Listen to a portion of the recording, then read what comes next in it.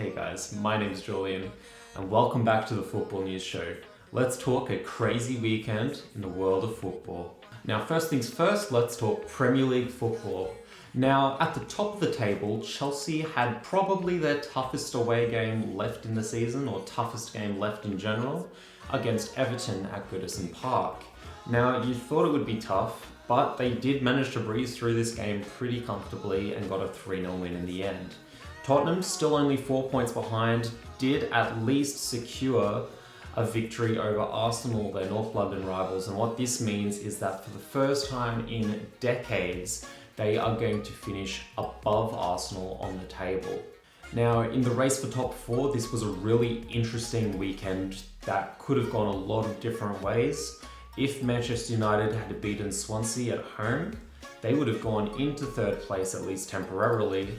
And with the results that happened so far this weekend, Liverpool is still yet to play, but they would still be in third place. Now, unfortunately for Manchester United, or fortunately for everyone else involved, Manchester United could only muster a draw again.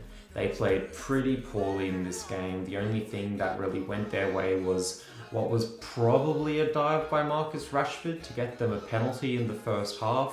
However, a great Sigurdsson free kick managed to peg them back, and it ended up being a 1-1 draw. What this means for Manchester United is they temporarily drew level with Manchester City and still stayed a point behind Liverpool.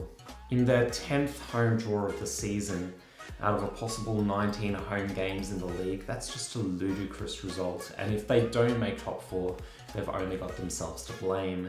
Now, another team struggling for top four is Manchester City, that just seem to be another team stumbling across the line. No one really seems to want to play in the Champions League next year. It's absolutely bizarre. Now, they went away to Middlesbrough and would probably consider themselves quite lucky to have ended that game with a 2-2 draw. Liverpool, the other team in the equation, and I say that despite Arsenal still being there. However, after Arsenal's loss to Tottenham, I really don't see them making top four, and I think it's a race between Manchester City, United, and Liverpool. Now, Liverpool play Watford, and this is a game that you would really think they would win. However, they've consistently lost these games all season long, and I don't know if I see it changing tonight when they play. You know, Watford is safe, they don't have a lot to play for. However, Liverpool they just keep finding different ways to drop points, and it's just so strange.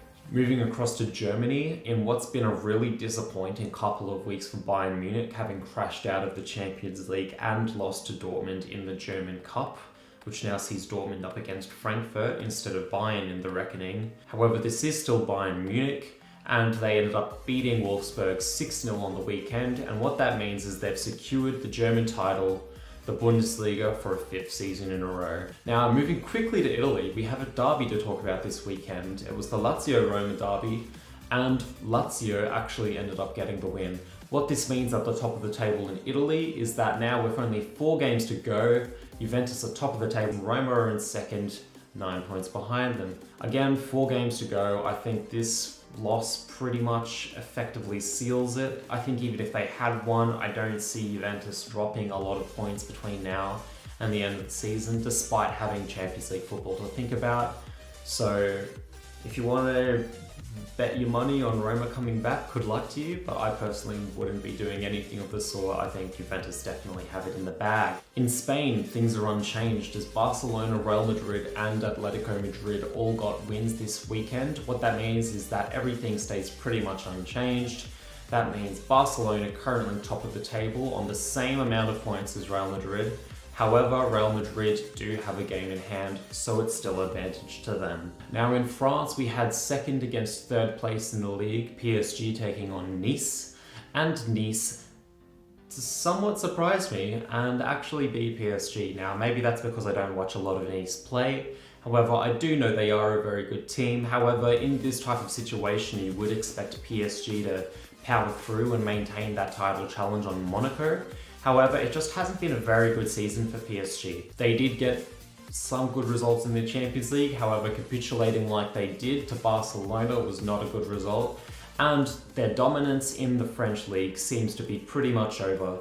Monaco are 3 points clear at the moment, and they have a game in hand over PSG at the moment. If Monaco can get a win in their game in hand, they're going to be 6 points clear with 3 games to go, and a team that's been top of the table for 36 rounds, 35 rounds, you don't really see them losing 2 or 3 of their last 3 games when they're so close, having done all the work already.